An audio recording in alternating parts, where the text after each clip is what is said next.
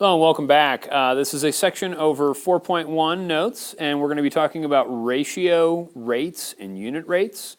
And our objectives today, we want to find fraction notation for ratios. We want to give the ratio of two different measures as a rate, determine whether two pairs of numbers are proportional, solve proportions, and then solve application problems involving proportions. So a ratio, first, is a quotient of two quantities.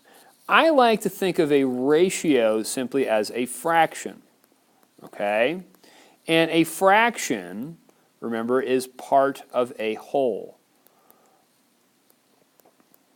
Okay, so if I were to write this down as part of a whole, in fraction notation, let's think of, just something like, say, 3/6. Okay, this is my part, this is my whole. Okay, so my part is what we call my numerator. My whole is my denominator. Okay, and so let's go ahead and talk more about what that ratio notation is. So we don't always have to use a fraction when we talk about a ratio. Okay, that's typically how we would talk about a ratio. Let's just say that the ratio of A to B is expressed by the fraction notation A divided by B. Okay, now when I'm reading this, all this is just kind of an arbitrary definition for any ratio.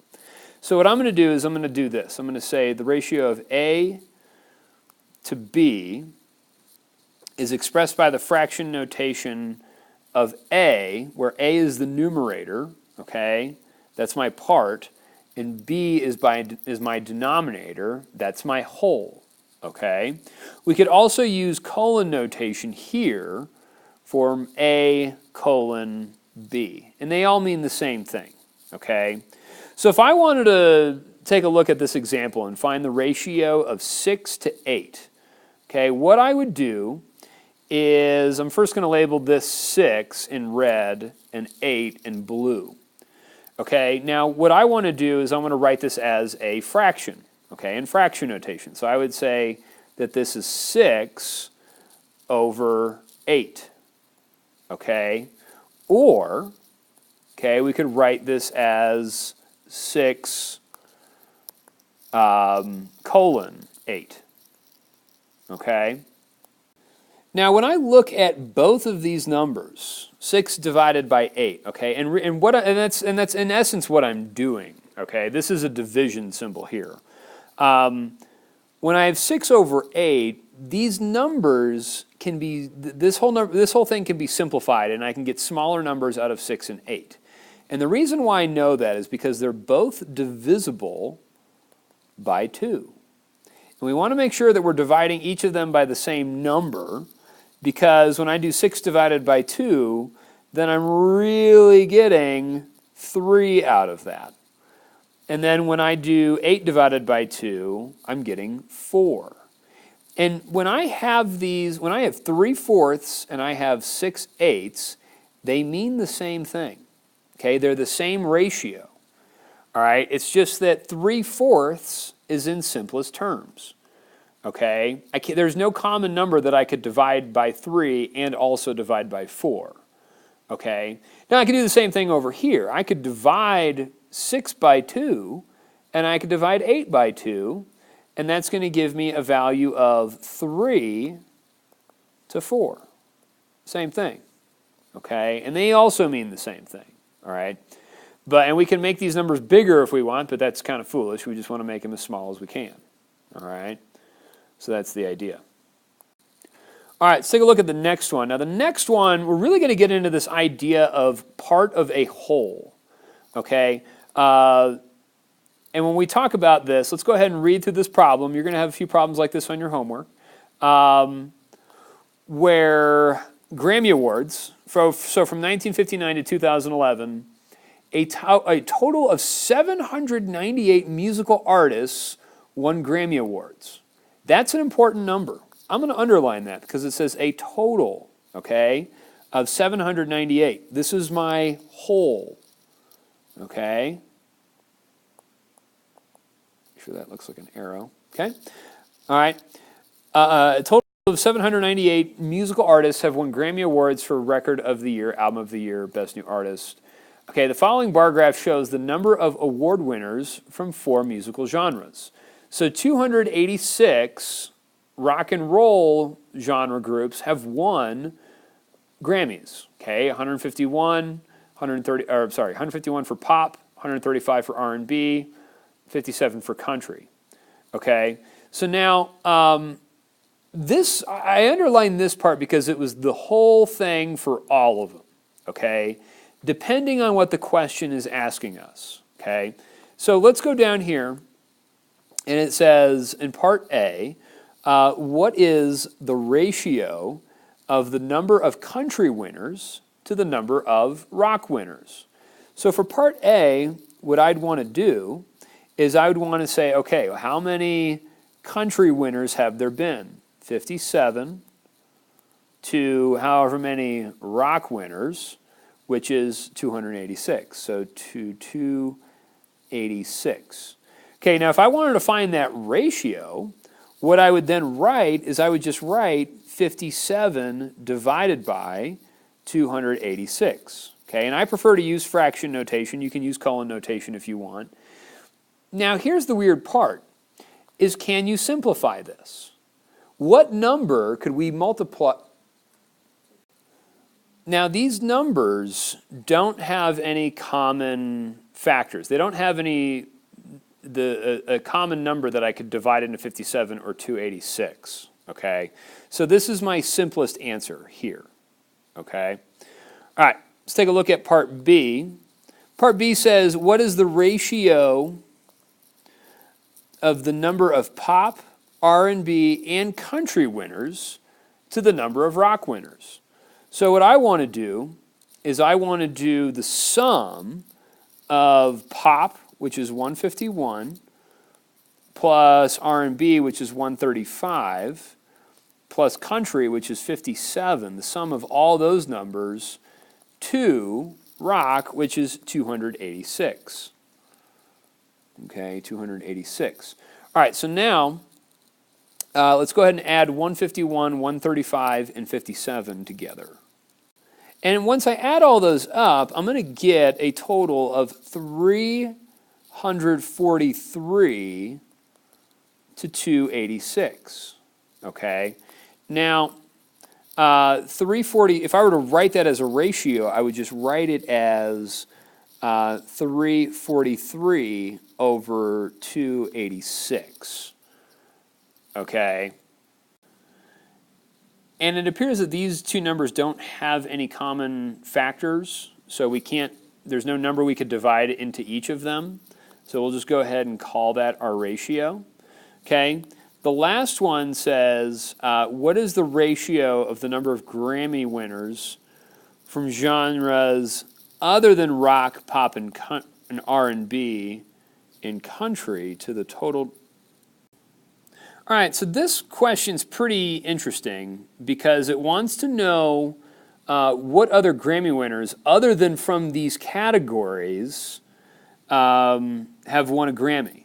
Okay, so what I want to do, let's do this, because we need that whole number, the 798. Now, if we take all of these numbers and add them up, 786, 151, 135, and 57. So let's find the, from the 4 genres, so let's write this. The 4 genres total is going to be this. And that's going to be a total of 629. Okay, and this is coming from the 4 genres that we have here. Okay. What I want to know is how many of these people came from, not from that genre, okay? And what I would do to set up my ratio is I would do, and this is part C, okay? To figure out the number that don't come from those 4 genres, we would do 798 minus 629, okay? And in that, I would also just then divide that whole number okay, that part by the whole number of 798. All right?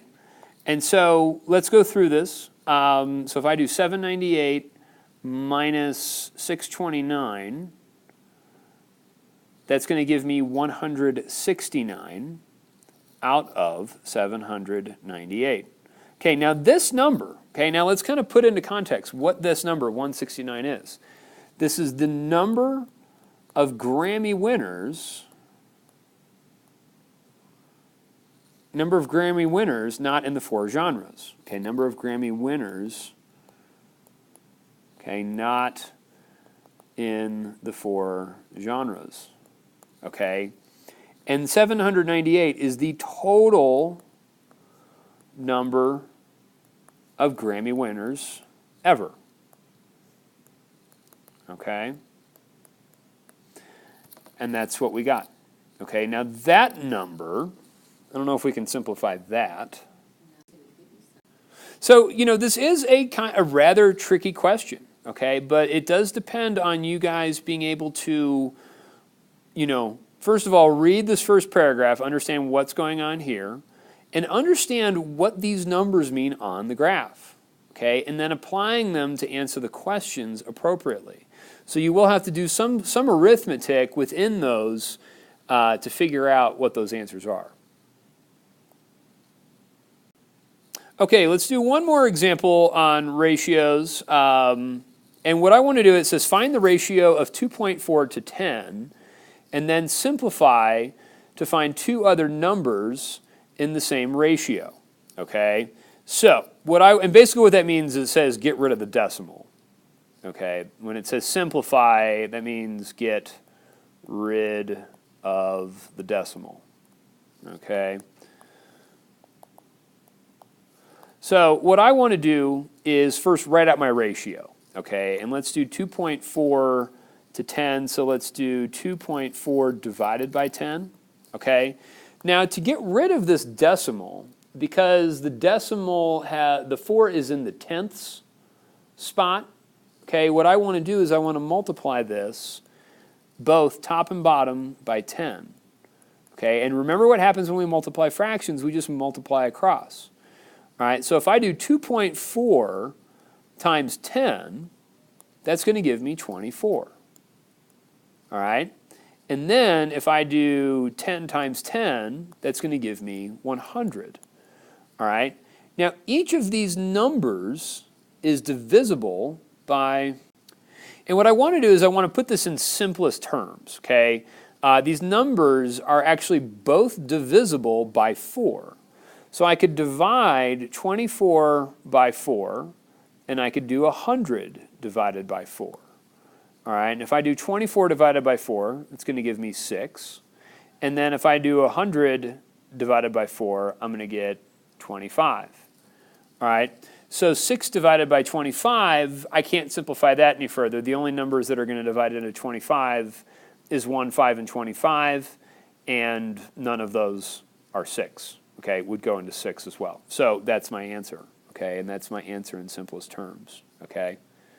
All right, let's talk about the next thing, which is really, really important, is what we call a rate, all right, and a rate is a ratio used to compare 2 different kinds of measure. We call it a rate. So an example of a rate, my favorite example that we have of rates would be, okay, is going to be hourly wage, all right?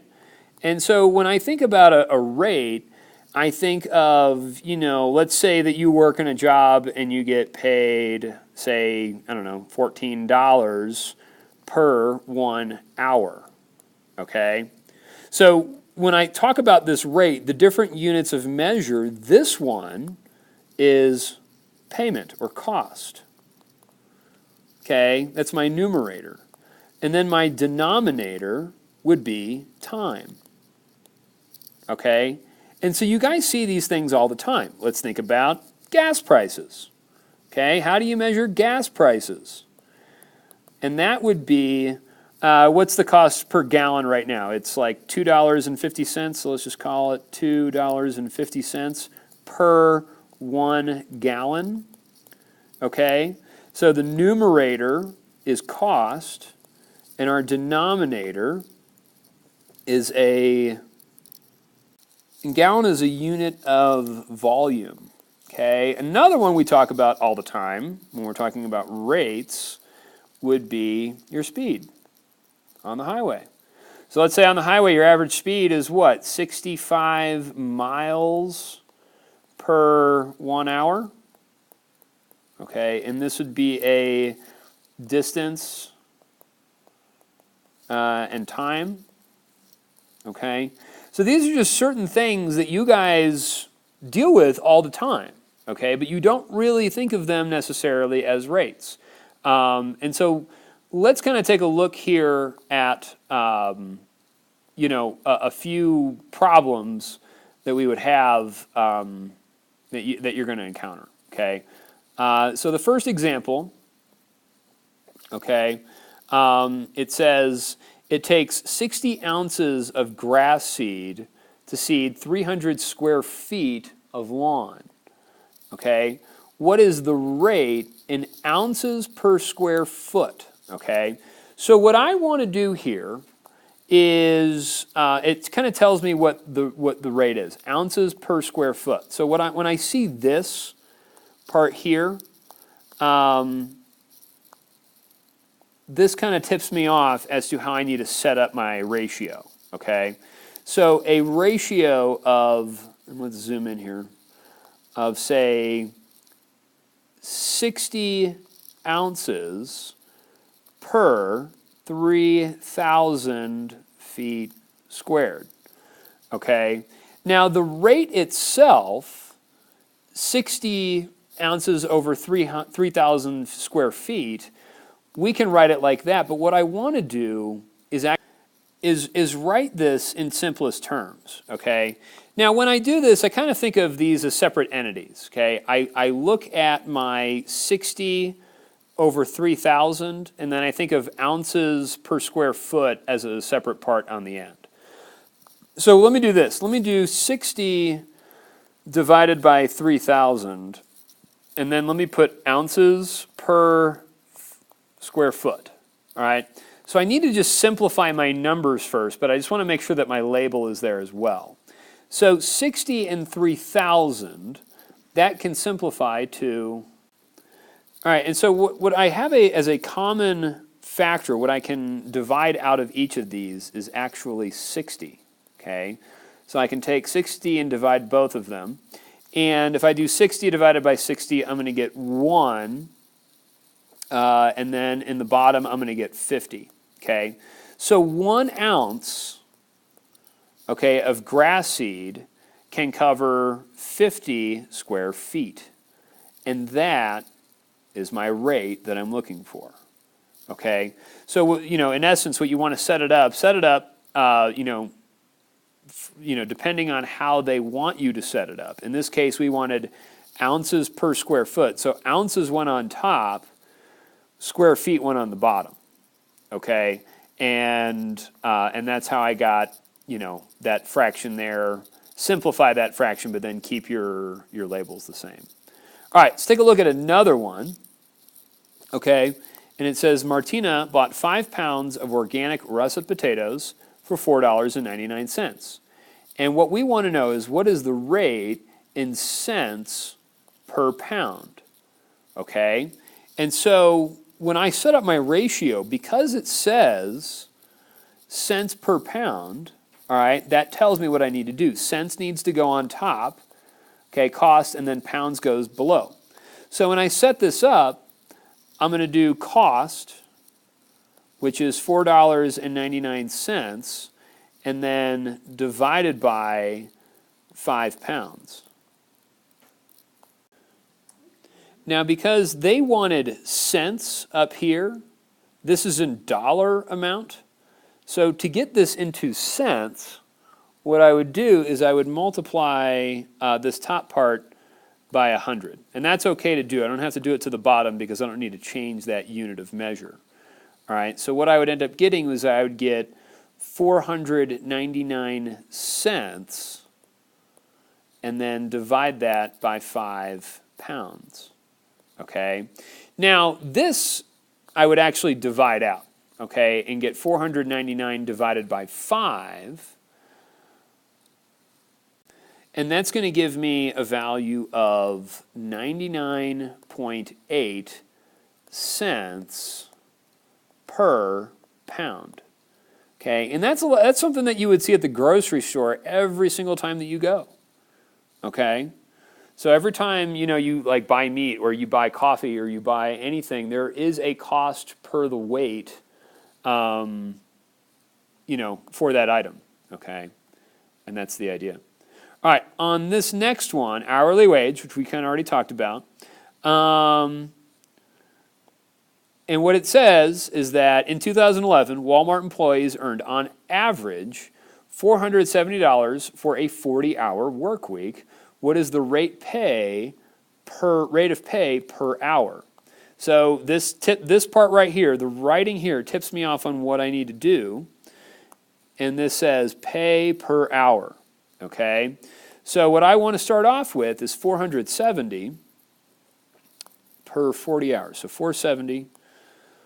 So $470 per 40 hours. Okay, we want to find out the hourly pay.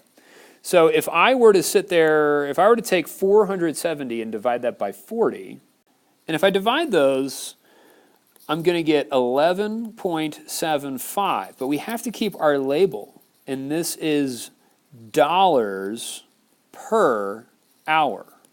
Okay, and we actually call this a unit rate when your denominator is 1. So each hour, they make $11.75 per 1 hour. Okay, we call that a unit rate. All right. All right, now let's kind of jump to something new here. Let's jump to something called proportions.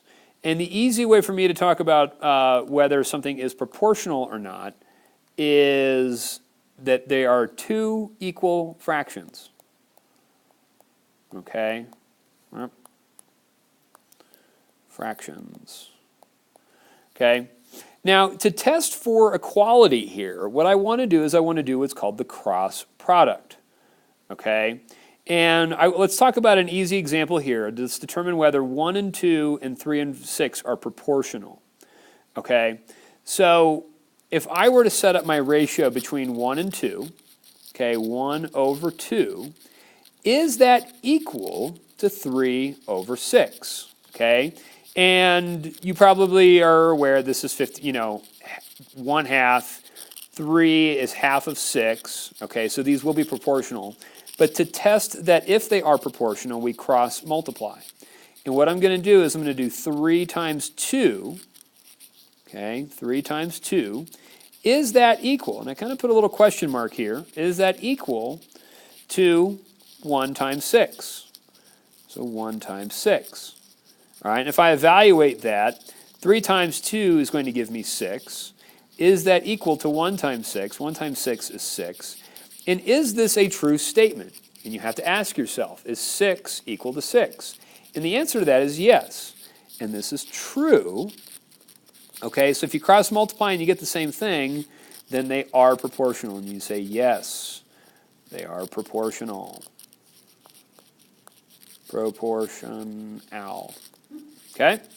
All right, on the next one, okay, we want to determine whether 2 and 5 and 4 and 7 are proportional, okay? And this one isn't as apparent as the other one. So let's do this. Let's do 2 and 5. So 2 divided by 5. Is that equal to 4 over 7? Okay, these two numbers here. So let's check. Okay, let's cross multiply. Let's do 5 times 4. Okay, is that going to be the same thing as 2 times 7? All right. So 5 times 4, that's going to give me a value of 20. And is that the same thing as 2 times 7? Well, no, that's going to be 14. So the question is this a true statement? Is 20 the same thing as 14? And the answer is no. Okay, so this is false. All right, so no, they're not proportional. Proportional. proportional. Okay? All right. So that's the test that we do. Okay, now those numbers are kind of nice and easy. All right, now let's take a look at this next one. This one's going to be pretty tricky, and it's going to kind of involve a little bit of computation. All right, so we want to determine whether 4 2/3 and 5 1/2 is proportional to 8 7/8 and 16 1/3. So let's do this. Let's set up a proportion. Let's say 4 2/3 divided by 5 1/2. Is that proportional to 8 7/8 divided by 16 1/3? Okay, now before we check anything, what I want to do is I want to turn these into improper fractions. Okay, so I'm going to take 3, multiply it by 4, and add 2. So that's going to give me, what is it? No, 16? No, 14. Sorry, 14 thirds. So 14 thirds. Okay, down here, 2 times 5 is 10, plus 1 is 11 halves. So this is 11 halves. Okay, this is my numerator, this is my denominator. Is that equal to, okay, 8 times 8 is 64, plus 7 is 71, so 71 eighths. And then divide by 16 thirds. So 3 times 16 is 48, plus 1 is 49, so 49 thirds. Okay. All right, so now I have these two fractions here. What I'm going to do is I'm going to cross multiply. Okay, so I'm going to do 11 halves. So let's do 11 halves times 71 eighths. Is that equal to 14 thirds times 49 thirds? Okay, and remember when we do these, we're just going to go ahead and multiply across. So let me bring this back up here. All right, so if I do 11 times 71, that's going to give me 781. Okay. If we multiply our denominators together, 2 times 8, that's going to give me 16. All right? And let's go ahead and multiply the other ones. I've got 14 times 49, which is 686. All right? And we're going to divide that by 3 times 3, which is going to give me 9. Okay, now the question is are these two fractions equal? Well, what do we have to do again to test if two fractions are equal? If we do the cross product property again, we can figure that out. So let's do 16 times 686. So 16 times 686 is equal to 9. Cross multiply 9 times 781. And I don't think it's going to be the same, but let's just double check. So 686 times 16 is 10,976. And then we've got 9 times 781, which is 7,029. Okay, so no, these are not proportional. Okay, because these are not the same thing. All right, so this one is very tricky. All right, this one involves a lot of math. It involves a lot of different things to show whether these mixed numbers are proportional. Okay, so to recap, I had to take this number here, turn it into an improper fraction, turn them all into improper fractions, multiply those fractions together, and then do the same thing with these two fractions to see if we were proportional, and we found out that they weren't. Okay? Okay, on this page, I want to talk about our ability to solve proportions. Okay, and one way to solve proportions is to use cross products. Okay, we can divide on both sides. Okay, use cross products, and then we can divide on both sides to get the variable alone. So we are solving this equation for x. Okay, solving this proportion. So let's go ahead and just jump right in. And when I do this, I'm going to do the same thing that we did before. I'm going to cross multiply. So I'm going to take 6 times x. So 6 times x, and that's going to equal 3 times 4. Okay? Now, what I'm going to do is I'm going to keep this part over here, 6 times x, and have that equal to 3 times 4, which is going to give me 12. Okay? So now we have to solve this equation. Okay? So if I'm taking 6 times x, well, what's the opposite of multiplying by 6? Well, it's dividing by 6. So if I divide both sides over here by 6, okay, the 6's divide out here to 1, so we're left with x on the left side, and then 12 divided by 6 is going to give me 2. And that's what I'm looking for, is an answer of 2. Now, another way to think about this is the whole notion of cross-multiply and divide. So whenever you had this problem, if you take x, you know, that's the variable that you're trying to find, then you cross-multiply 4 and 3. So one way to do it is just to say x is equal to 4 times 3, and then divide by 6. So you can do it that way too. All right, you're going to get the same thing. This is more of an algebraic approach, but you know, if you're getting the right answer by just doing the cross multiply and divide method, then that works too. So 4 times 3 is going to give you 12, and then you divide by 6. 12 divided by 6 is going to give you 2. So you're going to get the same thing. So it doesn't matter how you do it, but we just want you to make sure that you're able to solve the proportion. Okay. All right, let's take a look at another one. Okay, it says write a mixed numeral for the answer. All right, so over here, let's do it both ways. Okay, I'm going to do the algebraic method. I'm going to do 3 times x. Okay, and that's going to equal 5 times 7. And then 5, so let me just write that down, 7 times 5. So 3 times x is going to equal then 35. Okay. So then the issue is, you know, when I divide this by 3 on both sides, okay, then I'm dividing by 3 because I'm multiplying. I'm doing the opposite of multiplying by 3 to move it over. I get that x is equal to 35 thirds, okay? And we need to put that into a mixed number. So if I take 35 thirds, so to turn this into a mixed number, what I want to do is do long division and do 35 divided by 3. So I would do 35 divided by 3, okay? And I'd ask myself, okay, how many times does 3 go into 35?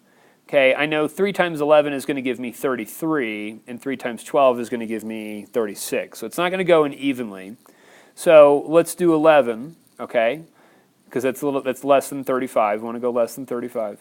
So 11 times 3 is going to give me 33. And then if I subtract those numbers, it's going to give me a remainder of 2. Okay? So then when I write out my mixed number, okay, I get x is equal to 11, and then you take your remainder, which is 2, and divide it by your divisor, which is 3. Okay, to get that mixed number. All right, now if you did this in your calculator and you get a decimal, you'd get x is equal to 11.6 repeating. The question is are you able to then look at this number here and then automatically know to turn 0.6 repeating into 2/3? Okay, so something to think about. All right, let's go ahead and look at the next one. Okay, in this example, we want to write the decimal notation for the answer. So we'll just go ahead and use our calculator eventually when we get to this part. So let's go ahead and cross multiply. Now, notice that the x is in the denominator over here. That's okay. We're going to do the same process. We're going to do 5 times x. So 5 times x, and that's equal to 8 times 3. Okay? So if I have 5 times x, it's just going to give me 5x, and then 8 times 3 is going to give me 24. Okay? Now if I divide both sides by 5, divide this by 5 as well, my 5's divide out, and we're left with x is equal to 24/5. Okay? Now, if I do 24 divided by 5 as a decimal, that's going to give me 4.8. Okay, so we get x is equal to 4.8. And that's what we're looking for. So this, to evaluate that, your symbol, when you have a fraction, you're really just doing division on two numbers. Okay, and you can find that other value here as a decimal in 4.8. All right, let's take a look at the next part. Now we're going to talk about some application problems of proportions, and this is where it does get a little tricky in you being able to set up proportions. Okay, so we have proportions in everything, in business, chemistry, health sciences, home economics, and a lot of things in your daily life. Okay, and we use them to make predictions. So that's a lot of things that we're going to do. A lot of things that we're going to do is we're going to make predictions based off proportions. So let's take a look at the first one, and it says that Donna drives her delivery van 800 miles in 3 days. Okay, so at this rate, how far will she drive in 15 days? So let's think about this. We've got two different labels here, right? I have miles and days.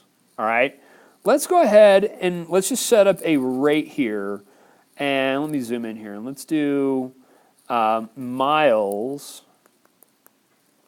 divided by days, okay? And I do that so I kind of get everything straight when I set up my proportion, all right? So what I know, the initial thing that I know, is that she drives 800 miles in a 3-day period, okay? Now we want to know if she travels at the same rate, okay, how many miles, so X miles in a 15-day period. All right? Now the reason why I labeled these is just so that we get everything straight, that miles and miles are in our numerators and that days and days in our denominator. Okay, so now, let's go ahead and do the math, and let's, same thing we did, okay? And we can kind of disregard the labels right now because we've already established what the labels are. So let's do 3 times x. So 3 times x, and that's going to equal 15 times 800. All right? So, all right, so 15 times 800 is going to give us a total value of 12,000. So 12,000, and that's going to equal 3x. So if I divide both sides by 3 and solve for x, we're going to get that x is equal to 4,000. Okay, and so if we put this answer into context, this is 4,000 miles that she can drive in a 15-day period. Okay, so my answer, we really want to make sure we were labeling this and having a value to these numbers. Okay, that's the idea. All right, let's talk about the next one, recommended dosage. So to control a fever, a doctor suggests that a child who weighs 28 kilograms be given 320 milligrams of liquid pain reliever. Okay, if the dosage is proportional to the child's weight, how much of the medication is recommended for a child who weighs 35 kilograms? All right, so we're comparing child weight to the amount of pain reliever. So let's set up our labels here. Let's do kilograms divided by milligrams. Okay. And so if we know that a child weighs 28 kilograms, all right, so let's do 28 kilograms divided by 320 milligrams, okay, what would be the equivalent fraction for a child who weighs 35 kilograms, okay? So if the child weighs 35 kilograms, then how many milligrams, so X milligrams, would they need? All right, so let's just go ahead and solve this the way that we were. And so let's do X times 28. So 28 times X and that's going to equal 35 times 320. So let's do 35 times 320. Okay, so 35 times 320 is going to be 11,200, and that's going to equal 28x. Okay, if we divide both sides by 28, divide this by 28, then x is going to give us a value of 400. Okay, so if the child weighs 300 kilograms, they'll need 400 milligrams of medication. Okay, so a lot of brand new stuff. I know this is a pretty long video, but make sure that you guys go through this process again and again. If you need to rewatch anything, go ahead and rewatch. Okay, but your homework, go ahead and make sure you do every other odd problem on the 4.1 homework. See you in a bit. Bye.